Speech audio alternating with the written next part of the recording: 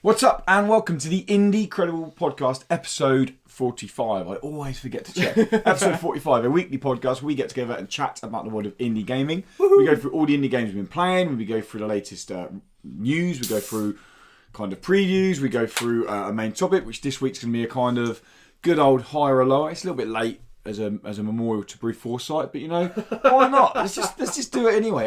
Any time can be memorial time, and Bruce Forsyth for Brucey deserves it. He's about the only person from that era that hasn't been done yet. He's still clean. He's still clean at the moment. At the moment, no one ruin Bruce Forsyth, please. But yeah, as I said, this is a weekly podcast where we mostly focus on indie games, not Bruce Forsyth. Mostly. Yeah. You can find us on iTunes, on SoundCloud, and pretty much every other podcast service. If you do like what we do, guys, and it really, really appreciate it, and it really helps us if you head over to iTunes and give us a little review, a little star rating. It really kind of puts us in the new and noteworthy, although we're not that new, but that's where it puts us, and it lets more people listen to us. That happened with our pod, I think it was episode 40, 41, the EGX one, and then we've gained... Our listenership went up by like 50% off that one podcast, so it's really good. We also are available on YouTube. I do appreciate they are lengthy videos. The best thing you can do is if there's something that we're talking about, do you like, I really like the sound of that, maybe note mark it, and then you can, or timestamp it, and you can go over to YouTube, because all the games we talk about will have trailers playing behind us on the screen, so you can kind of get an idea and put into context what game we're talking about, what it looks like, and any available trailers that we are discussing. Enough of me blabbering on loads and loads and loads.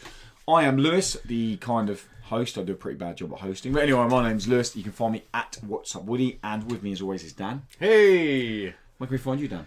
Just type in the Dice Bear and that's me. And luckily, not with us today, is Tom. Yeah, he's probably watching this because he's dead. Yeah, he's gone. He's dead. He's gone. Rest in peace. We're very much like the Marvel Universe here at Indie Credible. People die often and come back. Yes, People regularly die and come back. Because I've died a couple of times. Yeah, you've died. I've not died yet. No, well, it is your place. Yeah, that's true. I've not died yet. You know, and when I do, I'm going to come back with a white face, black eye makeup, and be the Crow. Full on Brandon Lee. Brandon Lee. Yeah, gonna have a Crow. I'm glad you're going for the Brandon Lee one, not the sequel. Because that was pretty poor. They are bad.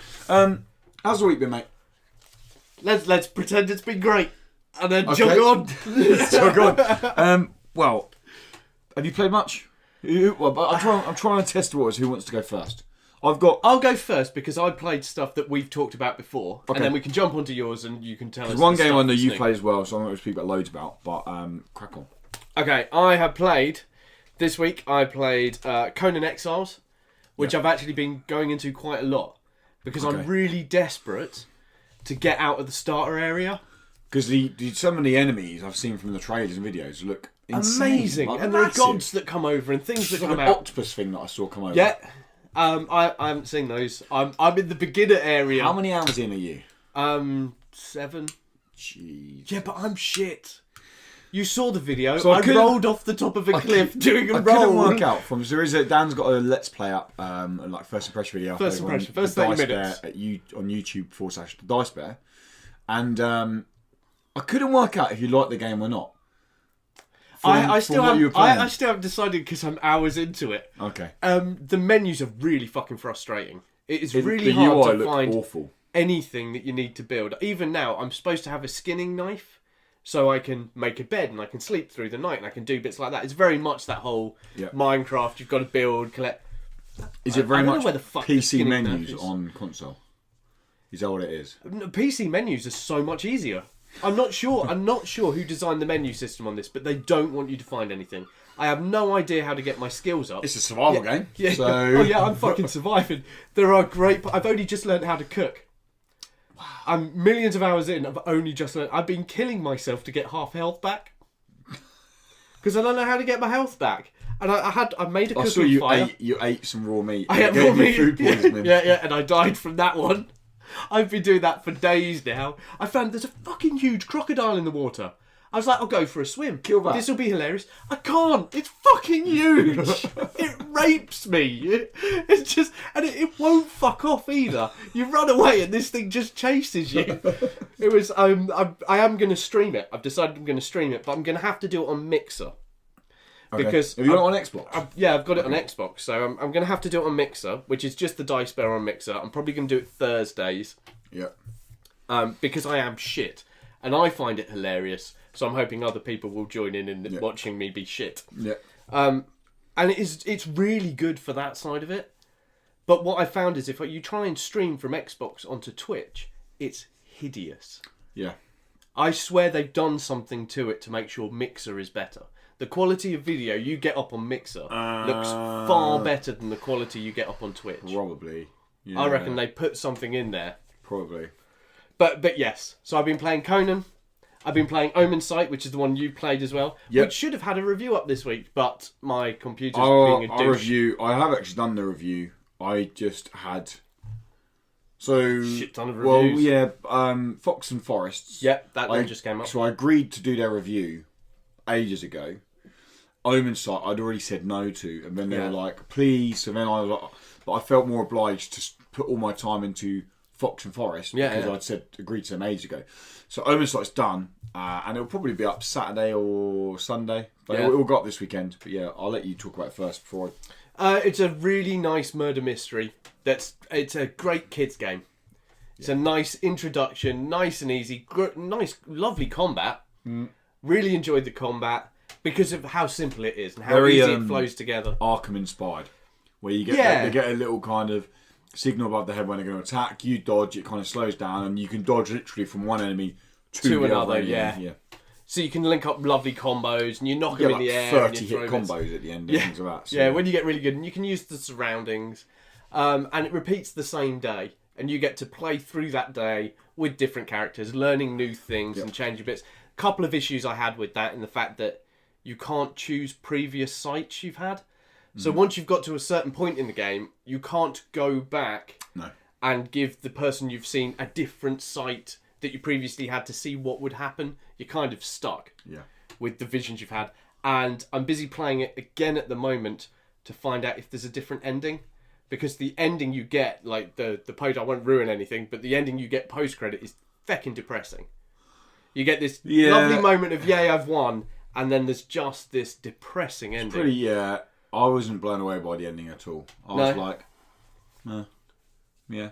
But then I'd already made my mind up. I think I put about 4.5, 5 hours in finishing it. So that's about 5 hours, I think. Yeah, because you've got to play through the same days. And same day. And after 3 hours, the last 2 hours, I made my mind up. The fact that it was very much a kid's game. Yeah. And what I didn't like about it was it had all these amazing ideas of like this investigative ball or whatever they call it, where you can look at this ball and you see, I've unlocked this with this person and this with this person, I've unlocked these, and you can kind of look at these timelines that you've done and all that. But it is the most linear approach to it you've ever seen. Like you're not investigating anything. You're being told how the investigation's happening, and that's my issue with it. It's not. There's no puzzle. It's not a murder mystery because there's no mystery happening. It's a murder story in my eyes. Like, you're being told the story as you go along.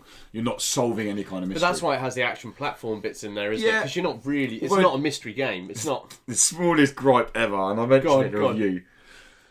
It does this really weird fucking annoying thing where your companions are dicks. I fucking hate them. Like, you're going off to smash up some pots to get things. And they're like, what are you doing? Hurry up. All the time. And then there's certain ledges you can't jump up because you need their help. Yeah. But you can double jump higher than those ledges.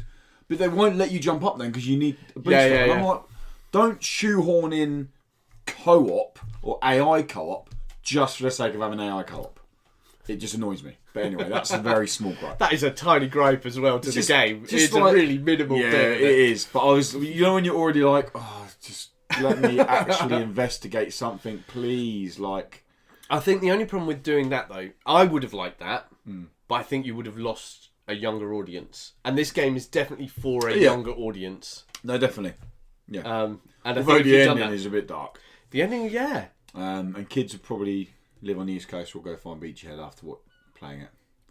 Yes, yeah. Bye, Mum. And their parents will celebrate. And so were their teachers. Yeah. And what else? What was the other one? Oh, yeah, no. No? Yeah, let's leave the other ones. What was it? I'm intrigued. I haven't been playing anything else. That's it. What else was it? What? No, let's move on. Next. Okay, so I already spoke about Omen Sight. Yep. I reviewed Wizard of Legend. Oh yeah, I played a little bit of that. So I still need to get back into that one. Yeah, so I really enjoyed it, and I always do the same. I review the games, and then I don't look at any other media outlets until our review's up published, because I don't want any influence on anything. People seem really mixed on this game. I seem to kind of score it in the middle of the park where people are, but I enjoyed it. It's more rogue-like than it is rogue-lite. In terms of the only thing that carries over are these things called Chaos Gems. And you need quite a lot of them to do anything meaningful, really. So there's a lot of grind. And I do say it is very grindy gameplay. But that is what a roguelike is. It's grindy gameplay. You're playing the same thing over and over again. I did make a mistake in my review that someone kind of corrected me on YouTube, where I say one of my things I mark it down on is the randomness can be frustrating. So, for example, you get these skills or these spells called Arcana. Yeah. And I spent all my gems on kitting my wizard up to be like an absolute fire boss with Arcana, just because it's got elemental damage. Yeah. And then the first 4 times I went in after that, I always started off in the fire area. It makes no difference really to NPCs, but the final boss takes like 50% less. The final boss at that stage, 50% less damage. And that was really frustrating me. I was like, give me... So I actually marked it down a bit for the randomness can kind of go against it. And I said to get around that, I would like the idea of saving up your gems to be able to build elemental loadouts. So I can switch between my loadouts on the fly. I've got a nice... Yeah. That's what I would like. Someone actually pointed out to me for 20 Chaos Gems, which is about 3 run-throughs, you could actually pay someone apparently in the hub world to ask them what area you want first. You don't know what you're going to get second or third. Ah, so you can nail that first. And I know area. exactly who they mean now, because every time I spoke to this person, they were very elusive, saying, "Oh, you don't have much money, I can't help you much." And because it takes quite long to get the money, I would end up spending it on spells, and I never went back to them last. So I actually, mistake on me. So that's actually quite a nice touch, especially towards endgame. Because that's kind of what you're building up to. You're building up to... grinding out this like run. This run that you're like, I've put everything into this. I've saved up all this money. I've got this. I've got these relics. But yeah, it's dungeon crawling gameplay. Yep. With some very nice combo spellbinding combat. I like the visuals. I really like the pixel artwork to it.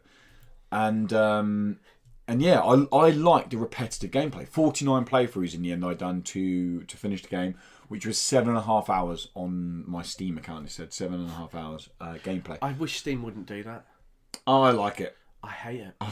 I'm weird. You're just like, you've played this game 78,000 hours. Oh, Keymailer's worse, because you go on Keymailer. Yeah. And they have how many games you own, how many games you played, and your total playtime on Steam. That's worse. You're on that. I'm just under 1,000 hours on Steam now, and I'm just like, oh my god. Yeah. Oh, thank God PlayStation hasn't got theirs. Sure enough. They're going to do it someday. You know it. It'll be horrible. But yeah, that's Wizard of Legend. I actually got on here Far Lone Sales because I loaded the game up. I went to play it, and then it shut down because it was updating. So the game released on Tuesday. So hang on, you played the loading bar? It loaded, and I was like, I was like, wow, I like the look of this straight away. And then it went, ooh, and it was like, game needs an update, and I was like, oh fuck's sake. So the game actually released on Thursday. Our review, I know it's a very short game already. I've not seen reviews, but I've seen people tweeting about it. And when the developers emailed me, they did say like a playtime. I think it's like 2.5, 3 hours. See, I saw this at Rest, and though I thought it looked lovely and stunning, for me, it was a mobile game. Okay, so apparently, and again, I've tried really hard not to see any more of this because I really wanted to see what people were talking about. Apparently, the first hour is very much that. And then there's a very big narrative twist and gameplay twist. Right. They've strictly said they don't want any of that gameplay showed in your review. Right. Because they don't want it ruined for the player. So I'm like, okay, I don't know what it is yet. And then I've seen people tweeting saying, oh my God, wow, this is incredible. I did not expect this. And I'm like, I want to know what it is. So tomorrow morning I'll be playing through that and the review will be up by the end of the weekend. But I did manage to play because when that was updating, that's when I turn on Onrush. Onrush. So Onrush is Codemasters' last throw of the dice, I'm going to say. They've disappeared. They haven't released a decent game for a while. I disagree. Okay. Micro Machines. Oh, that got a re-release, but that wasn't Codemasters. Well, Codemasters. It was Codemasters. Was the developers, but it was published by Bandai Namco. Yeah, who publishes doesn't matter. It's about who develops. Publisher takes like 70% of the money. Yeah, who cares about who takes the money? Who makes the game? Now, Onrush is a hardcore arcade racer because it is strict arcade racing. It's very MotorStorm with a bit more steroids in its camp visuals. Right. In terms of there's streaming lights all over the place and things like that. I really like the idea they're going for. I really do like it. It is multiplayer only. I don't know if that's online only or local, but it is in terms of basically there's 3 different race types. I think there's more actually at launch, but in the beta there's 3 race types. Yeah.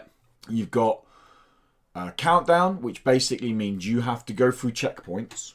And by going through checkpoints, you count your opponent's, the opponent's team bar down. And whoever's bar goes down first. By going through checkpoints, you add to your bar. But whoever misses the most checkpoints and whoever's countdown goes down first loses. So you need to add. But it's all as a team. Yeah. And there is, I can't remember the other one, but the other one basically is where you have to chain combos together. Combos could be takedowns matched up with boosts, then matched up with jumps. Right. And then you get a big score that goes towards your score. Whoever gets the meeting score first, and they win. My issue with the game is it's very Call of Duty in its delivery in terms of if you're playing in a team of 5, I think, wow, this game, you're going to dick any team because everyone else is a solo player. Yeah. People aren't used to having a racing game where there's no checkered flag, there's no laps, there's no finish line. There isn't a finish line in this game. Right. You're just racing around the circuit, trying to achieve the objective. Now, I really like the way they've classed the cars. So you have like motorbikes, which are your assassins, and this is what because I'm previewing the game for why not? Yeah. They're your assassins. They're your quick. They're low in health. But they get you the gates, they get you the skills because they can jump higher, they can do backflips, they can do more tricks. Yeah. They're your ones that you want to protect. You then have your mid-range vehicles, like your kind of your guardians kind of things that can attack, can defend, but they're kind of a good mid-ranger. Yeah. Then you got your tanks, like slow but can take a lot slow, of shit. And they're your takedowns. They just take people out. And 2 issues with that is tanks seem bloody quick considering how powerful they are. Yeah. Like very quick. And 2, I've played now probably over 20 races. I've not had once where anyone's worked as a team. Right. Like it is a case of I'm on a motorbike, I don't care what my mate's doing, or there's a big car there, I'll make sure I avoid them, I'm just gonna do my own tricks. And I can't see at any point how when you're getting smashed, any comeback. Different as a team. Right, okay. Because everyone's going for it themselves. Whereas if we were playing as a team, and I'm sure we will at some point this weekend. Yes. And I can be like, I'm in a tank, cool. Then you're like, okay, I'm in front of you there. I'll get next to you. So then I know they can't get to you, and I'm protecting you. Yeah. Things like that. Because you get effectively boost up to get what's called a rush, or hence what game's called Onrush, and that's your ult. Tanks Onrush in the beta are really cool. You drop your rush. And you drop these barriers every like 10 meters. And anytime an enemy goes through the barrier, it slows them down. Yeah. So if you were on a bike, I hit my rush, you drove through them, it doesn't affect you, but no one can hit you. Because they're going to get slowed down. And there's like trails that speed up friendlies, but then slow down other people. And there's these destruction trails. And so as a team, there's a lot to kind of build around. And it's fun there. But I think there's going to be a lack of customization, which is always a bad thing in arcade races. I think there's going to be a lack of tracks. In terms of, I think you're probably looking at 4 or 5 tracks. Ooh, that's honestly what I think. Yeah. The beta's got 1 track. Right. And I got from what I kind of looked around online, I can't see any more of it. And I think it's going to suffer from the Call of Duty thing where everyone sees it as a single player game. Like no one works as a team unless you're on the Pro Series. And I do think that it's going to, I hate to say it, I think it's going to flop for that reason. I think people will pick it up and they go, wow, this is fun for 2 or 3 hours. Like I guarantee you'll enjoy it. Yeah. And then when the beta finishes, I'll be very surprised if you turn around and say, oh, I want to go buy it now. Because you'll probably be like, I've seen the game now. Because that's what I feel about, and I'm a racer fan. Yeah. But yeah. I've also played Horizon Chase Turbo. Now this I did enjoy. I've got a Let's Play up. Yes, I watched that Let's Play. Oh, did you? Yeah. Did you like it? No. No? No. Why? Well, no, I liked your Let's Play. Sorry, that sounds right. No, his video, shit. The game looks great. It was just this. No, I didn't. I watched the game and I thought, that looks really... What a cheap rip-off So of I Outrun. thought... Okay, so I don't know if you've seen the comments. I've been getting grilled. Have you really? Yeah. Go on. So, okay, I can see it. Okay, apologies now. I'm not a big retro gaming fan. I'm not a fan. I'm not clued up with retro gaming, Right, as you know. I know Outrun because I've played it in the arcades, and I know some other classic arcade races. HQ. That's the best. Daytona is another one I know. Yeah. This isn't Outrun apparently. I mean, someone commented saying, "Look, I see where you're coming from, but this is not Outrun. This is the SNES Top Gear game." And then apparently the developers. Oh, I'd go more with the Lotus Elite. Lotus racing game. They mentioned that as well. More than that. But then the developers themselves commented on my YouTube video saying this is the Top Gear thing. We used the exact same compressor, so it's literally they used a compressor that was leased to them. But yes, what you're saying is it is. It's a generic behind the screens. As you travel along, the track is moving past you. You're not moving from that fixed point, and you're going left and right. Yeah, that is which literally is a classic Lotus Outrun Top Gear. Yeah, that is literally what you're doing. With that said, I've put in 6 hours this week, and I've nearly done all of it because the races are, and it's the same with the Trackmania Turbo. Yeah. The races in this are a minute and a half. Yeah. So I finish it, and I'm like, ooh, I'm only this many points from getting this car. Ooh, I'm only getting this many points from getting this car, and the cars are just a shadow. And I'm like, oh, I kind of know what it is. And there's a couple of secret cars, and with me being the kind of not completionist, but like, I like getting everything in these kind of games. I've nearly got everything now. But yeah, it's Horizon Chase Turbo. It's slightly overpriced in my eyes. It's 20 quid. If it was a tenner, I'd say, and you were looking for a fun racing game. Is it on the Switch? No. But then no. It will come to the Switch, I think. No. I'm sorry, you're not going to play this on PS4. It's only on PS4 and PC at the moment. Why the fuck would you play this on PC or PS4? No, seriously. Yeah, I don't know. But if I had it on the Switch as a sort of tenner, yeah, it's a bit of a laugh. It's going to fill that retro gaming gap that I don't have because I actually own those. All of those. Local multiplayer. I randomly. No, yet again. I randomly. That's 200 quid's worth of controllers you're going to need. I randomly looked at Outrun. I was just like, I don't know what. I was on eBay and I was like, oh, Outrun, and you can buy the classic 2-player arcade cabinet, like sit down thing like that, and it was like 10 grand, and I was like, oh, I want it so badly. You can rent them. Really? I was so close to renting the Turtles game. Because it only cost £1. Is it Turtles in Time? No, it's not Turtles in Time. It was the one that Turtles in Time is based off. Okay. That they ripped down to make the arcade ones. But I can't remember what it's called now. But you can rent them. And what they do is they do this brilliant rental thing where you can rent an arcade thing, and after a month, you can swap it for a new one. And you're like, oh my god. The X-Men. The X-Men. The X-Men one. I was thinking if I could just get some like nice 4-player ones. Yes. Street Fighter. Oh, Street Fighter, no fucking way. Can you imagine that? You could get the original Mortal Kombat as well. But anyway, yes, on to... And then last game I played is Forgotten Anne.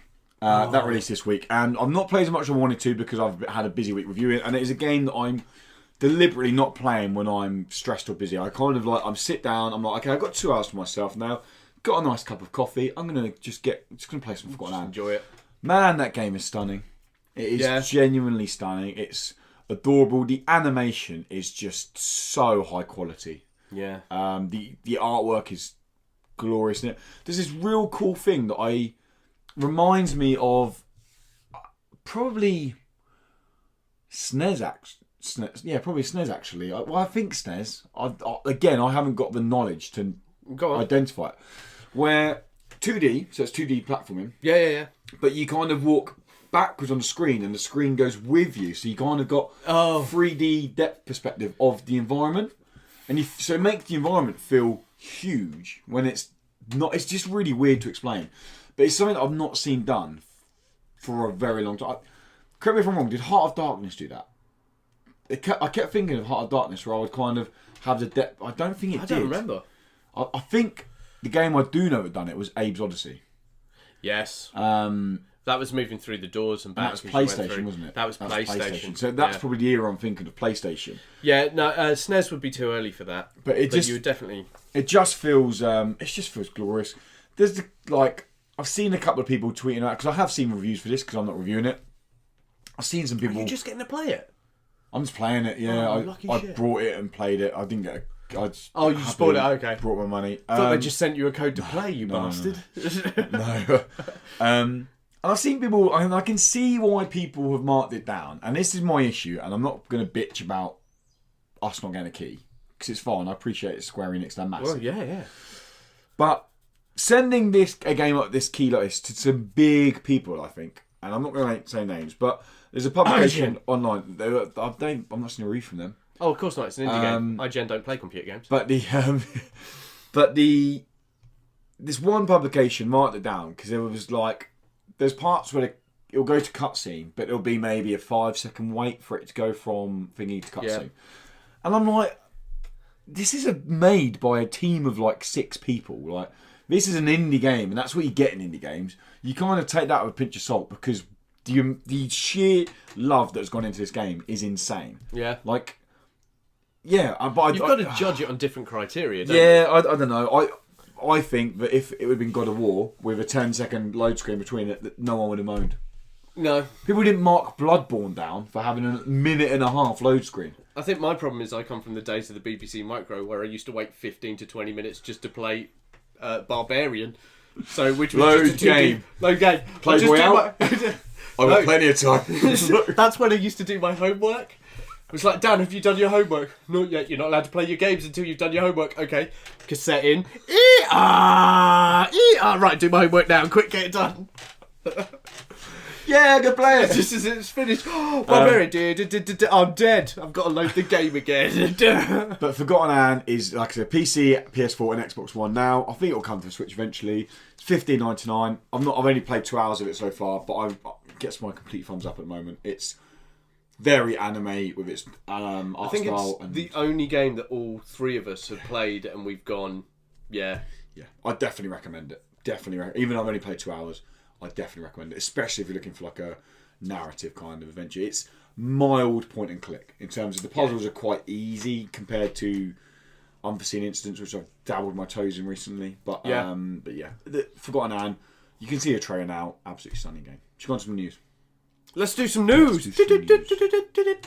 So news this week. We've got 5 stories or 5. I know we've got slightly more, haven't we? 'Cause you've got one announced. But I've got a couple of stories. That one I saw earlier on, and I was going to include it. But another one you didn't know. Wasn't going to include it, and one I didn't know. Yeah.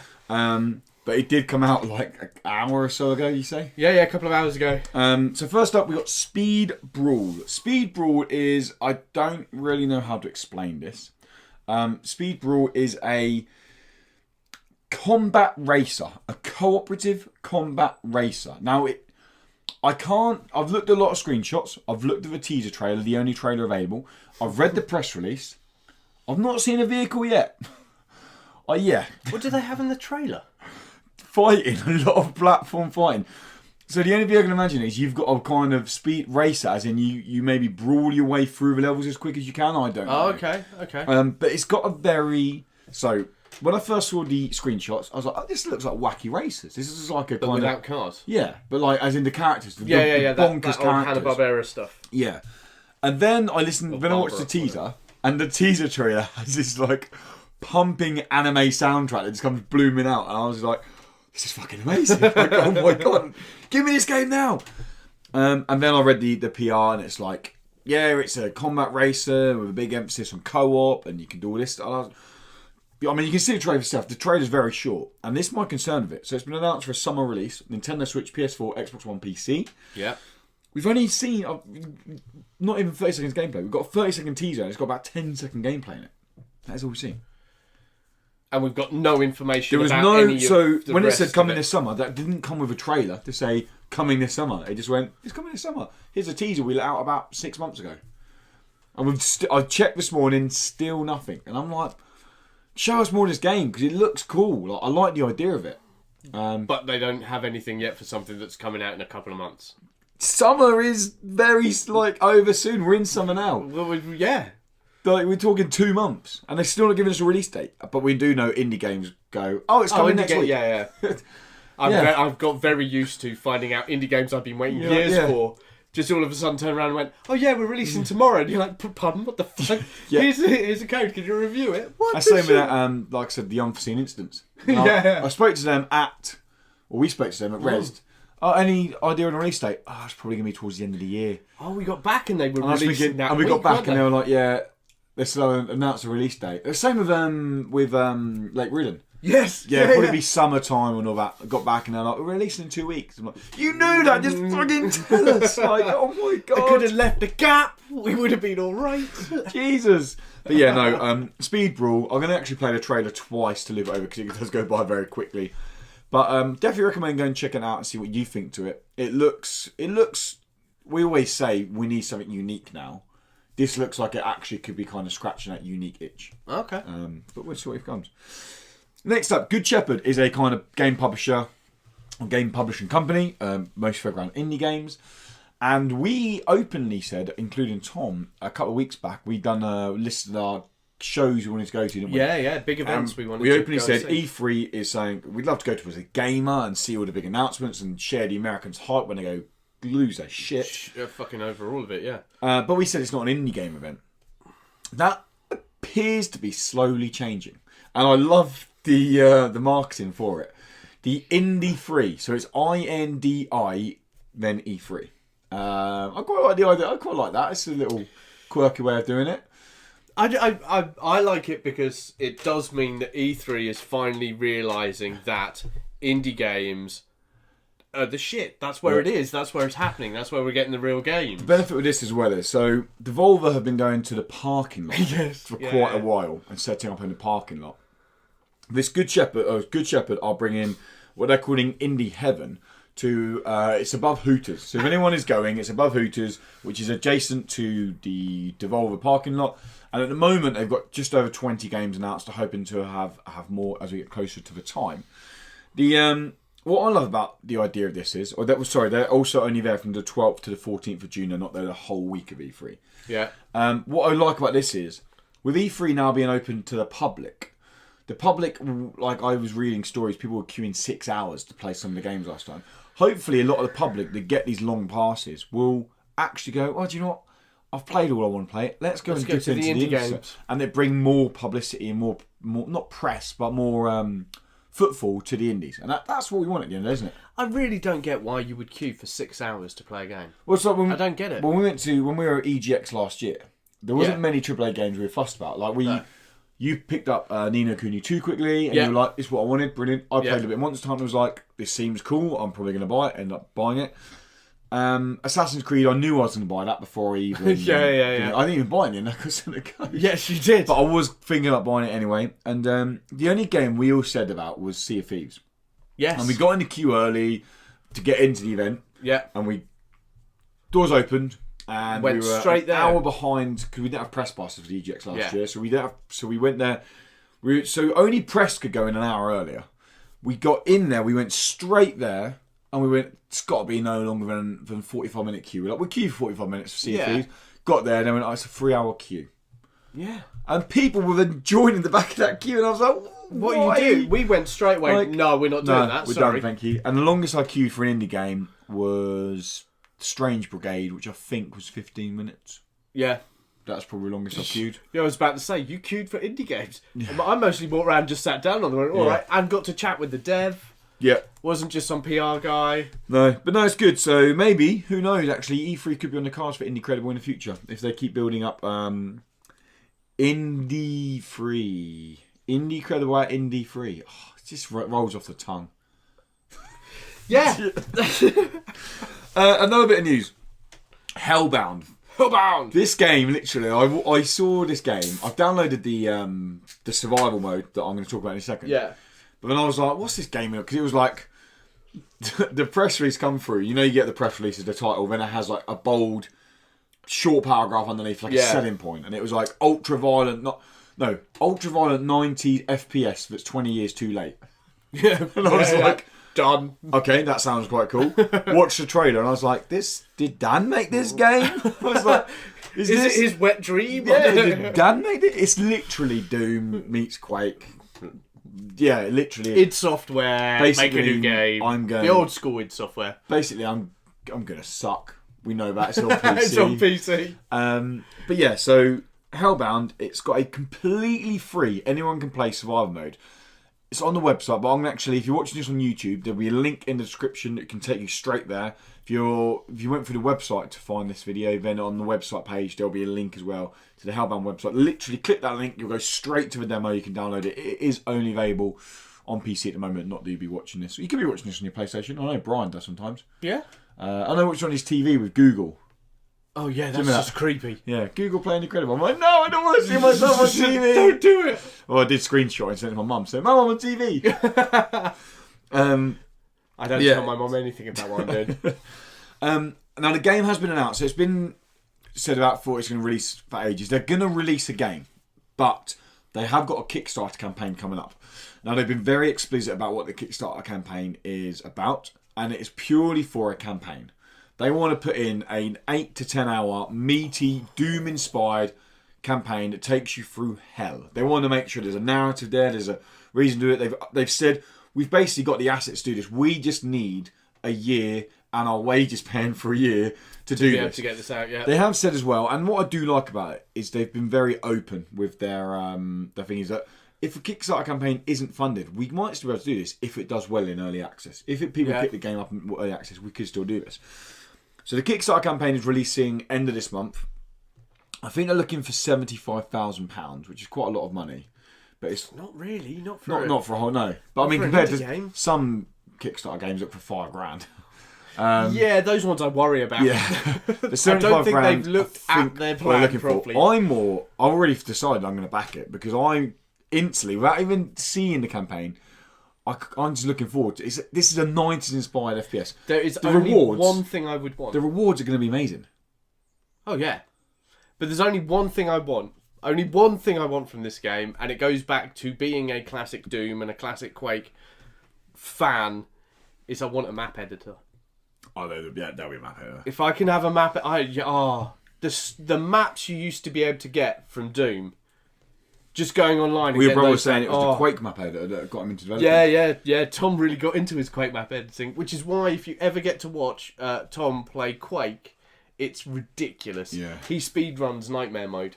Well, he's certainly done it on his speedrun Nightmare mode on stream and done it in 6 hours. Yeah. Including secret areas and shit. Dick. Yeah, he's a dick. Although he's getting... If he's watching this, and he might be. He might be watching it. He does watch it, doesn't he? He does, yeah. Although we're starting to even out now on Injustice. Are you really? Yeah, we're starting to get to the point now where we're evening out on Injustice. No wonder he's been playing it more. Because I've found the character that I've really gelled with. I'm playing Bane. Oh, yeah. And he hates close-up brawlers. Like, he hates them. So when he's about to jump out of saying, I just pick him up and smash him on the floor a couple of times. And then EX it to throw him across the screen. And then chuckle down the mic. It's just like, fucking dick. But yeah, we're getting to the point. We're not as even as we were on Dragon Ball. And it literally was like, I think we had 60 fights or something on Dragon Ball. And he won like 31-29. It was ridiculous. We're getting a lot closer on Injustice. But yeah, But yeah, if we can have a map editor, then I love those types. It does look really cool, and there's no doubt this will come to console when it gets released, but it will be PC first. I just love the fact that it's a 90s FPS 20 years too late. I was like, that's very good marketing. Another story is we got everyone remember No Man's Sky. I've never played it, so I weirdly put in like 20 hours when it first released. People are like, what are you still playing that game for? I'm like, something might happen. No.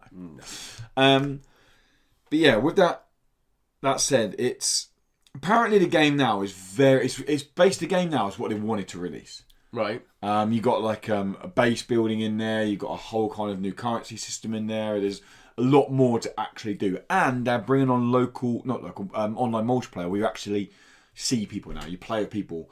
I don't know how it works. I've seen it's been announced. The game's also coming to Xbox. Now, I know that might not make massive news. People going, wow, great, a game that everyone hated is coming to Xbox on the 24th.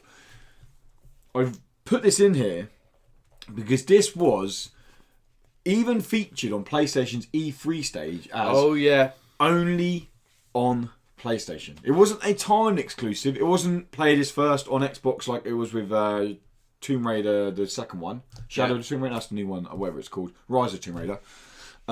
This was only available on PlayStation. Played on PlayStation. PlayStation obviously paid a lot of money to Hello Games to go, nope, just come with us. Yeah. And now it's coming to Xbox on the 24th of July with all the exact same content. And the game can be picked up now. And just to point out, the DLC is completely free. Every piece of DLC everything they that's did come. from that. They did do a good job on that. You can get this game out now. You can buy this game now, second hand, for £10. I'm probably, when this online thing comes, I'm going to go buy it and play it again. Just I want to see what the base building's like. I want to see what all this stuff's like. Because I've got so much time on my hands. That's what I was about to say, man. And when are you going to play this?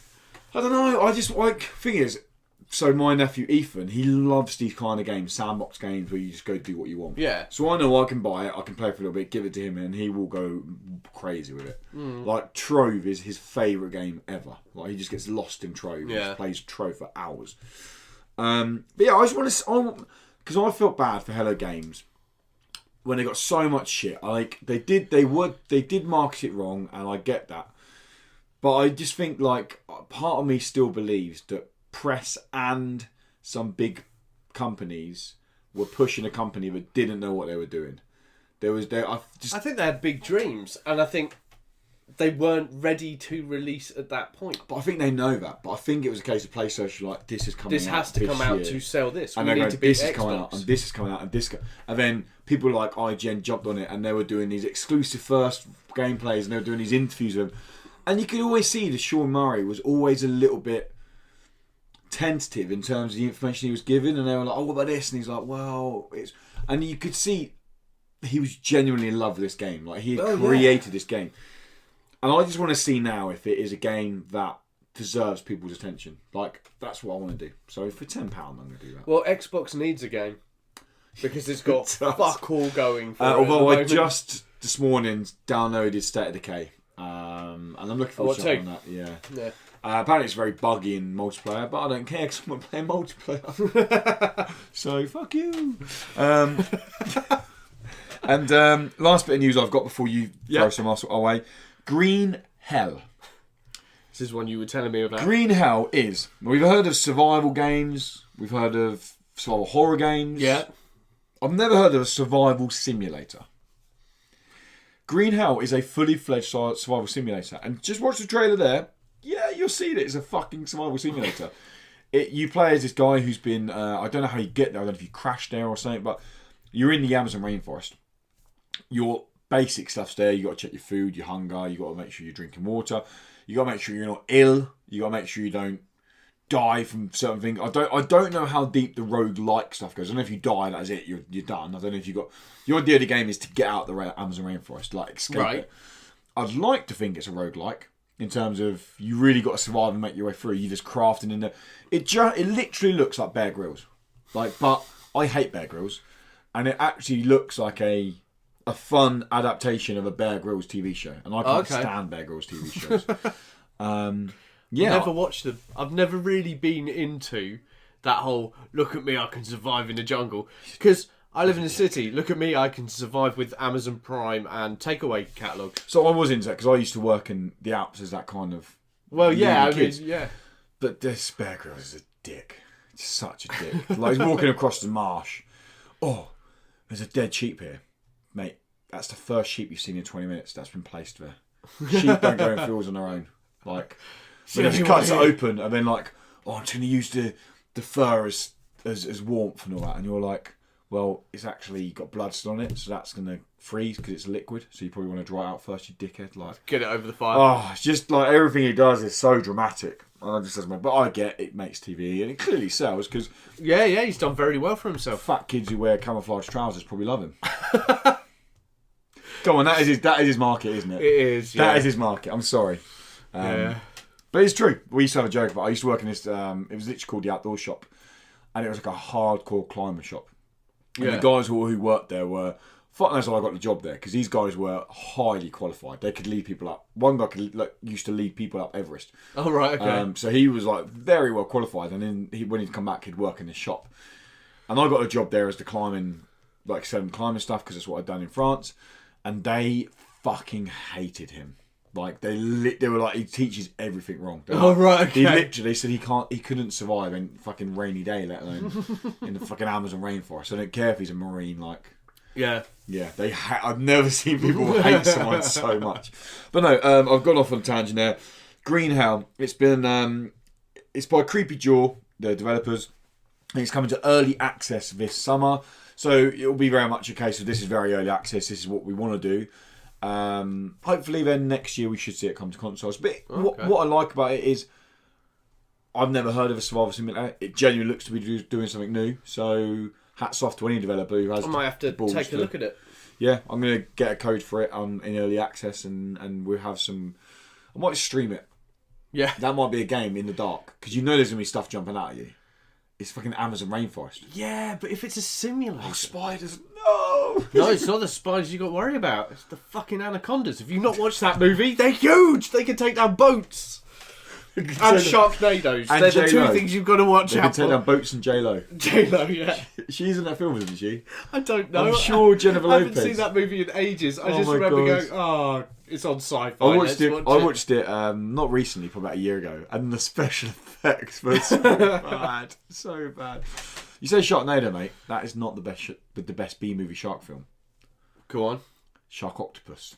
That is the best B-movie shark film. Oh no! What was the other one? It was Mecha Shark versus something else. Stupid, like giant squid one. Yeah, it's fucking so weird. I love Sci-Fi. I love the Sci-Fi channel, because if you just want shit movies, and the word is shit, then Sci-Fi is the best place to watch them. Yep. That or Movies 24. Oh my god! If you want to see the same movie repeated again and again. Oh look, it's a woman who's got a really successful job, but she goes back to her small town America where she meets her boyfriend again, and they fall in love. But oh look, here comes her wicked businessman from the...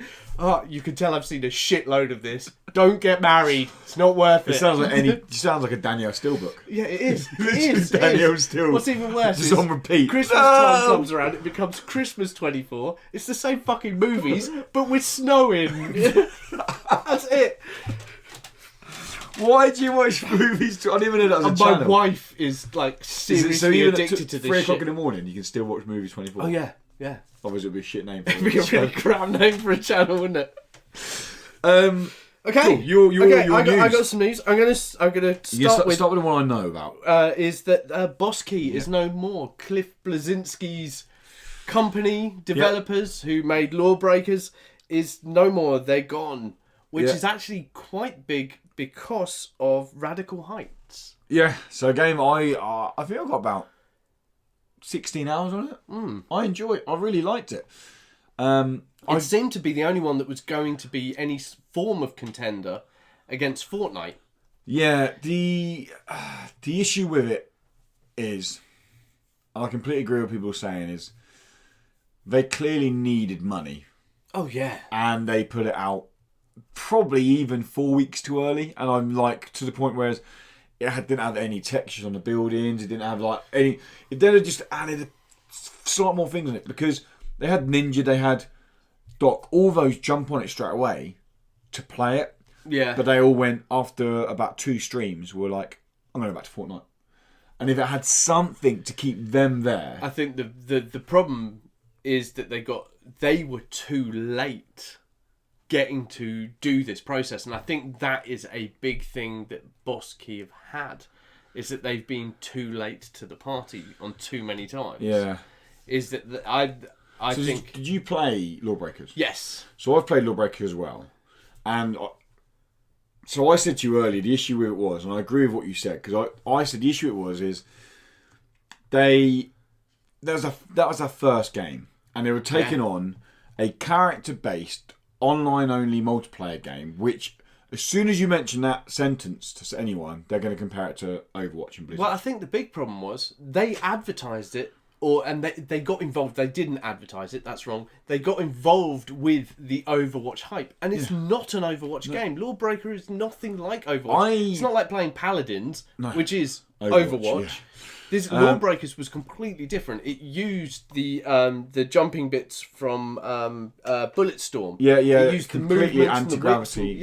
Well, the whips as they went around and the attacks. It was Cliff Blazinski all there in his... The traversal was amazing. Yeah. I really like the character design. There's some dude with like these dreads who could jump down on people. I really like the character design, and it felt unique. It didn't feel like you say, Paladins is like there is... literally copy and paste from Overwatch. Like you literally have the characters. You're literally an Overwatch character. Yeah. And these felt different, but they jumped in on the hype of Overwatch and they built it as Overwatch. And people and I go back to, I remember when it first came out. I brought Lawbreakers and was playing it. And my nephew was like, "Oh, what's this you're playing?" I was like, "Lawbreakers." He's like, is it Overwatch?" And I was like, "No, it's not Overwatch. There's actually these different objectives. You do this to it, you can do this here." And he was like, "Oh," so he had a go of it, and he was like, "I think I prefer Overwatch." And I don't know. Maybe if they added Lawbreakers as like a single player game and then added in the multiplayer. Well, for me, Lawbreakers was always more along the lines of your competitive FPS Call of Duty side. Yeah. Than anything to do with Overwatch. Yeah, but the issue was they build it as a character base, didn't they? Well, they didn't.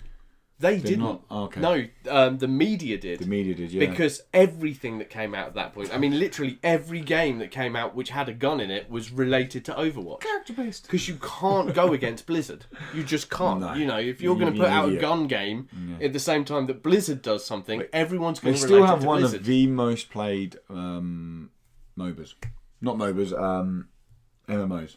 Well, yeah. In World of Warcraft. World of Warcraft. I sunk thousands of hours into that game. Yeah.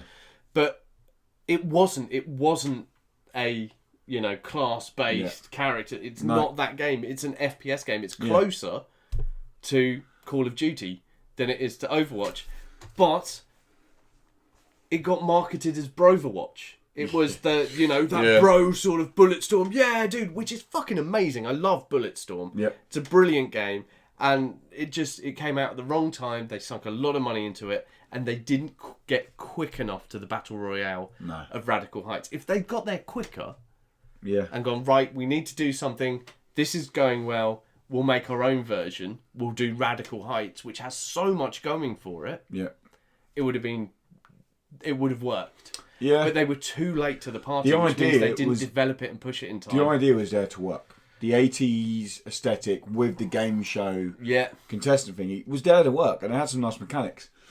I don't mean to come across sounding pretentious or arrogant in any way at all, but the fact that we, for lack of a better term, work in games media, and we play lots of games that are unfinished at events or early builds, we're used to looking at potential. We're used to playing a game and go, the everyday gamer who would just go, oh, it's a Battle Royale game, and would jump onto that game, would go, well, where's the builder texture? But just imagine if they started this 6 months earlier and then released it. If they had just 6 months more on that game, and it's all about being late to it. They ended up being late to it. Have you seen the Blackout, the Black Ops 4 Battle Royale? Yeah. So I've got to be honest, I'm actually very interested. For one reason only. Go on. Is it loot boxes? No. That is probably going to be the best polished Battle Royale game available. Do you reckon? Nope. See, I think it will be. Because I've never played okay, it's unbalanced times, but I've never played a Call of Duty online game and thought this isn't polished. Like, in terms of arcade shooting, I think they're brilliant. And I think they were brilliant. I'm interested in seeing. I think they were brilliant, and then they became Respawn Entertainment, and then they remained brilliant. But who's left at Call of Duty aren't. But your Titanfall stuff, that's where the real fucking beautiful gunplay and the arcade stuff I'm is. I'm genuinely interested to see how the Battle Royale plays out in Call of Duty. I'm really interested to see it on YouTube. I will not be buying that game. I will not be taking part in it because I won't be buying it. But what I am going to do is I do it every time in a Call of Duty. I paid £5 to pre-order the game. I played a closed beta. And Oh, and then cancel my pre-order. cancel your pre-order. So that's what I'll do. That is the best way to play Call of Duty. Yeah, and then you can get a good idea if you want to keep it or not. And then the last bit of news you got. Oh my god! Honestly, my pants got wet. I need to find this. Carry Absolutely got wet. So, one of my favourite games of last year was by the Gentle Bros, and it was called Cat Quest. There's a review on the site, so you'd be able to go to Indie and check out the review for Cat Quest and see what an amazing fucking game it is. It also came out on the Switch recently. It did, yeah. Which I purchased, again, because I loved the game so much. Well, today, the Gentle Bros on Twitter announced that Cat Quest 2, the Lupus Empire, is coming. They've got nothing. They've literally just announced that Cat Quest 2 is coming. And the trailer will be coming soon. So I haven't even seen the trailer. But honestly, I cannot fucking wait. Reveal trailer coming soon. Soon. That's it. That's all they put. They put out that the reveal trailer will be coming. Yeah, 12 hours ago. Yeah. I didn't see that. Oh, that was... Well, these guys pop up straight on my look down. And of course, Brian was on there. I jumped on it straight away, just like, yes. Cool. Yeah. Cat's Quest 2 is going to be coming out. Don't know when. We haven't seen the trailer. But if it's anywhere... Well, it's going to be better than the first one. There's no way it's not going to be better than the first one. Yeah, well, the first one done very well for them. Oh, yeah. So they should I'd like have to think a better budget too. down to my review, considering that the Indecredible review got included in their trailer for Cat's Quest. Yeah, it is... And it's our most viewed video by a long way. That's because it's a fucking amazing game. I game. think it's 20,000 views, and there are one close behind that's from 5,000.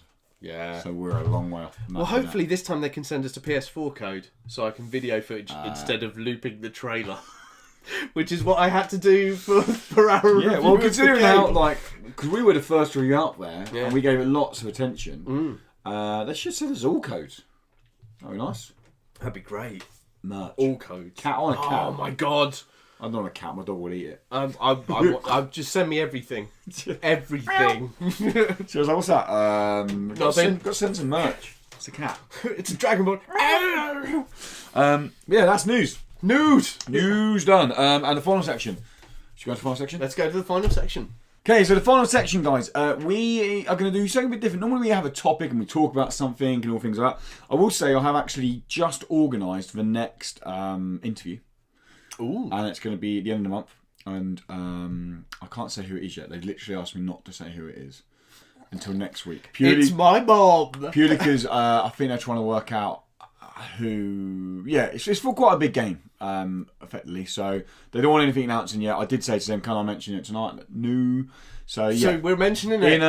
In 2 weeks' time, we're going to have the final section will be the interview, which I want to do once a month again. But yeah, we normally chat about a topic or anything random. This time I thought we'd go, because we're coming close to the middle of the month, middle of the year. Yes. So what I wanted to do is we normally go through our favourite indie games of the year so far, and we will do that podcast at some point. But what I wanted to do for now is I wanted to go through a combination of the biggest indie games to release this year, / my favourite indie games, so there's 10 overall, and go for a higher or lower. You got Bruce Forsyth. Yeah. So you have to guess the first game score, and then I'll tell you what the score was, and then I'll say the next game. And I've got to say if it's higher or lower. Do I get to guess what the score is? Yes. Okay, so you get... how do we get it? Yeah, so is there a sort of leeway? So for example, if I said 6.3...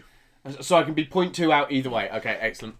So I should probably say, all the scores I'm reading out now are off Metacritic, but I use the scores, not critic scores. I don't give a shit what other critics give games.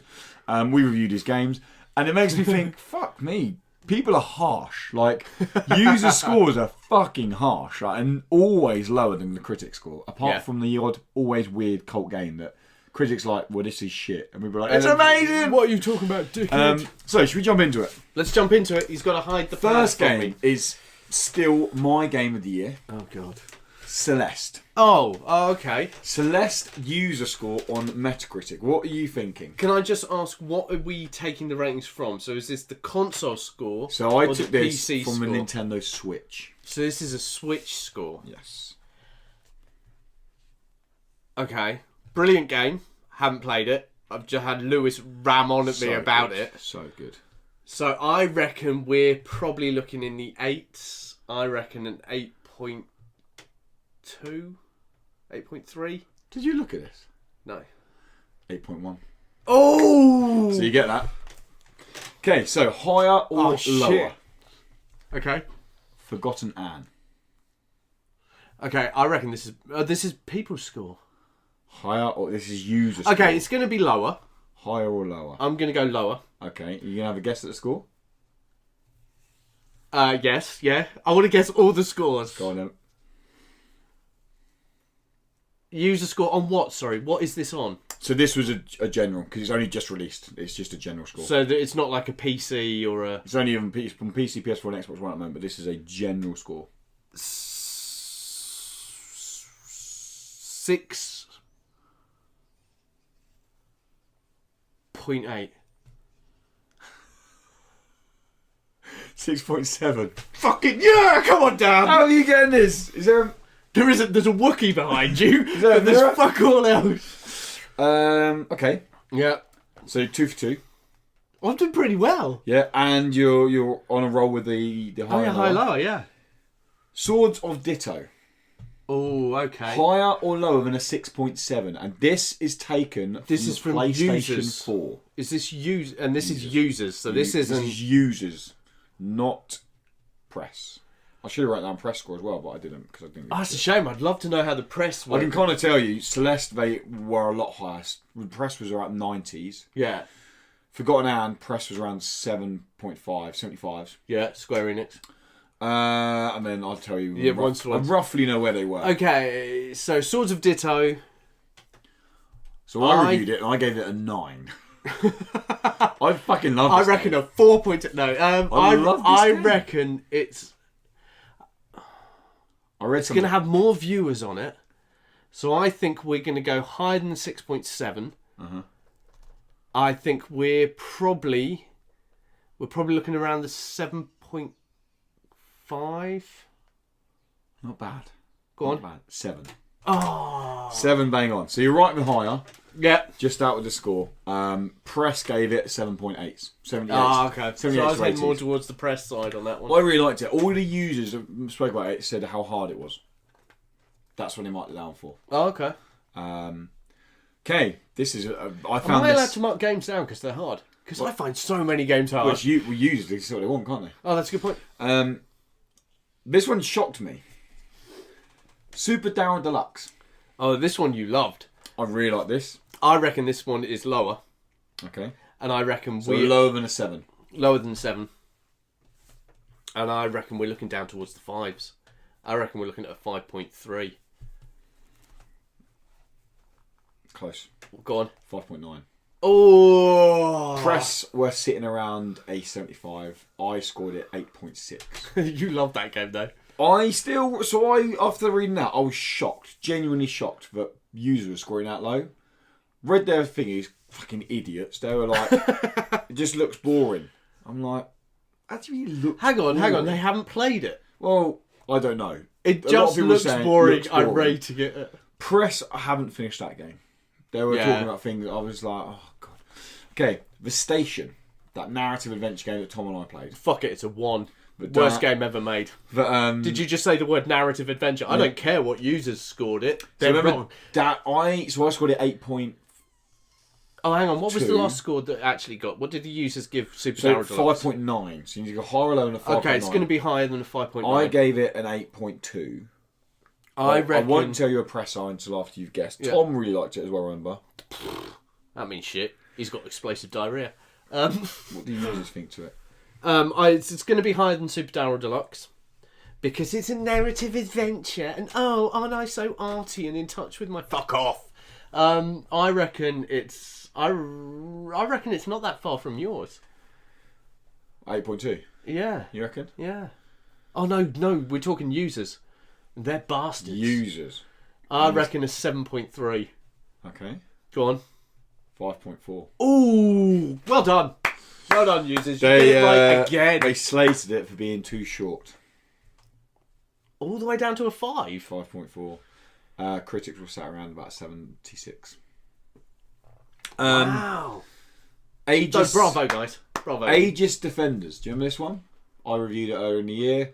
The tower defense platforming game come to Switch, PlayStation 4, Honestly, PC. I don't remember it. Do you remember it? No. I really, really liked it. I've got a review up for it. I scored it I should have looked earlier. Just under an 8, 7.9, 7.8. I scored it. It's very fun. It's pixely art. It's on the Switch. I remember speaking Is it to a shmup? No, it's tower defense Tower meets defense. platforming. So you have these kind of puzzle platformers. I kept referring to it as Free Vikings. Oh, okay. Um, It's going to be higher than 5. What did you say that? 5.4 station. 5.4. Fucking hell. You beasts. Dicks. Absolute I dicks. love it. It's going to be higher than 5.4. We're probably looking at mid 6 again. We'll go straight mid 6, 6.5. Users scored it 7.8. Ooh. Critics scored it 8. I know that for a fact because Wow, that must be quite good. I'm thinking, wow, I was quite. Yeah, I think you'll like it. It's long though. It's long. It's like 15 hours. It's longer than I expected. Solo, that love game that I played recently. Oh, the critics are probably going to hate that game, but the users are going to fucking love it. That's what it's going to be. It's going to be that mix because this is that type of game. Say, there's only 5 user scores on this game. Oh. But I wanted to use it because it was a game that I knew you kind of could relate to, but you knew of. Yeah. No, this is going to be one probably slated by the critics, but loved by the fans. Well, user score. What was user score for Solo? 8.7. 7.9. Ooh. I scored it an 8. Press 62. Yeah. See. I was like, fucking idiot. Why? What is okay about that game? Like, Lake Ridden.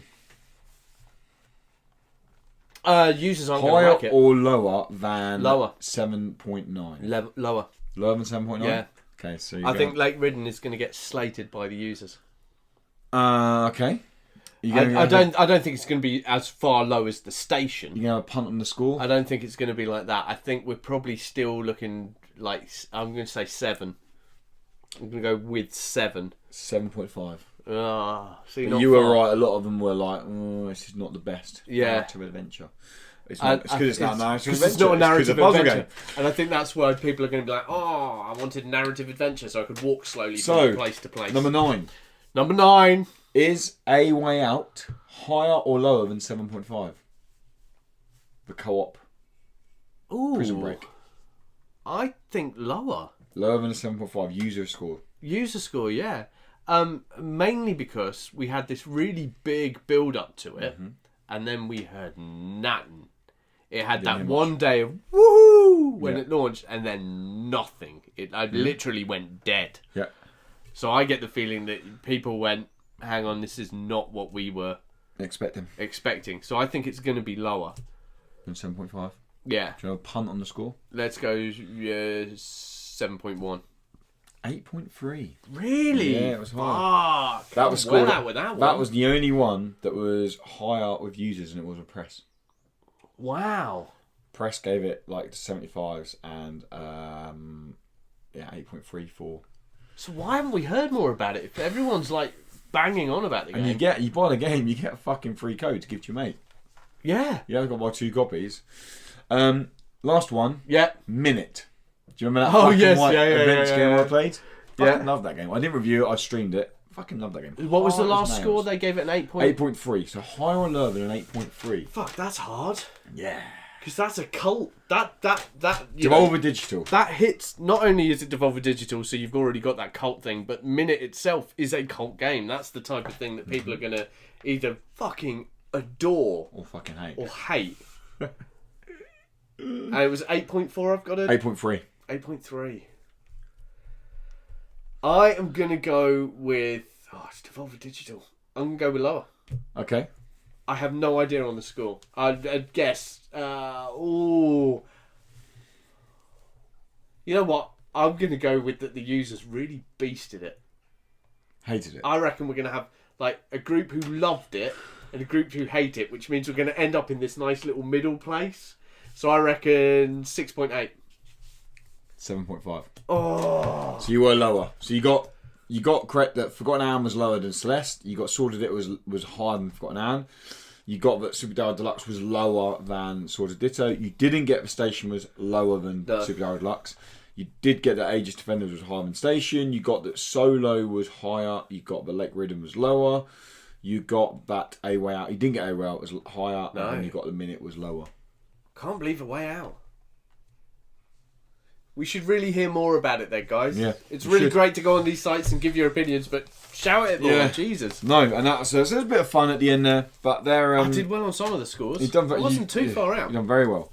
But yeah, going into end of June is effectively when we would start thinking about doing our indie game of the year so far, and it is a case of we would just talk about games we played, what we really liked, and it's also kind of where we tell you guys to go what we recommend going and play. And I'm keeping track of my list. It's the first year I've ever done it when I'm keeping track of every game I finish. I'm not. I'm purposefully not doing it. Because if I can remember it, that means it was a good game. Well, I'm doing it because I've got a target. I wanted to finish over 100 games this year. That was my New Year's.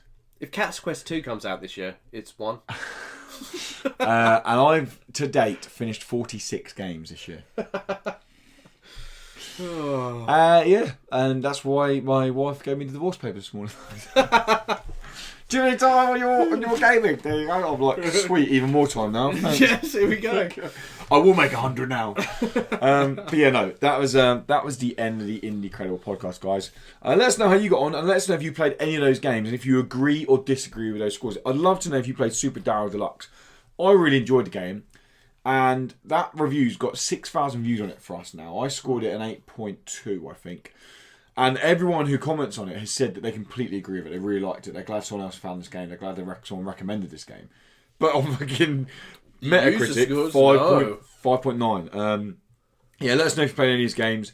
And we'd love to know what you thought to those games. And that is going to wrap us up. As I said at the beginning, you can find us on iTunes, you can find us on SoundCloud. We're available in audio form and video form over on YouTube. If you do like what we do, guys, then please find your podcast service. Give us a share, give us a like, or even give us a review. It really kind of helps us boost up the ratings. It also helps us kind of get found by more people, and that's kind of what we want to do. We want to share the indie game love. Obviously, we would like to have more listeners, but the main reason we do it is because we talk about games that often go unheard, and we want to shout about them from the rooftops, and we want to get them out there and get people playing these games. And if you really, really like what we do, then $1 a month over on Patreon will get you exclusive pre- and post-show content for this show. It's about 20 to 30 minutes every week. It's not always indie game stuff. We kind of talk about what other stuff we've been playing, other stuff we've been doing, any films we watched, any TV shows we watched. Like, it's just literally anything. Dragon Ball Super card game comes up quite a lot. Yeah. Like all sorts of what you go on about. And that $1 a month also carries on over to getting you a 1 week early access to 2 monthly shows each month.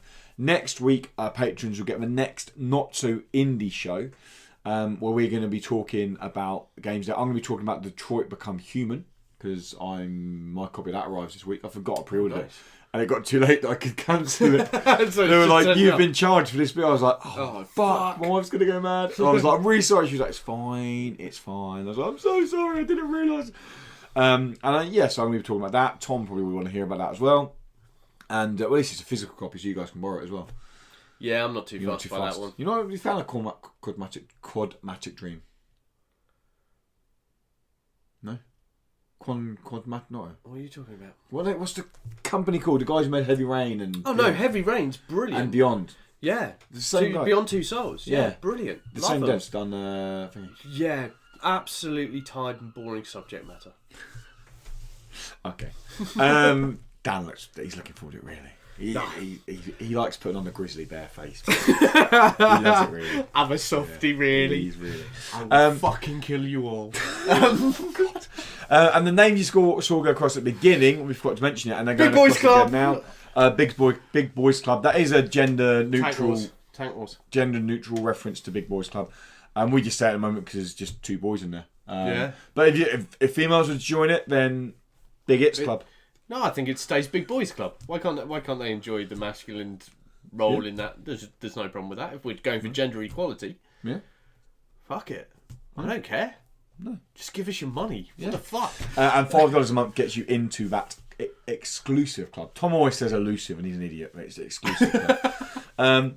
Until next week, guys. Thank you so much for stopping by. Thank you so much for watching. And make sure you stay incredible.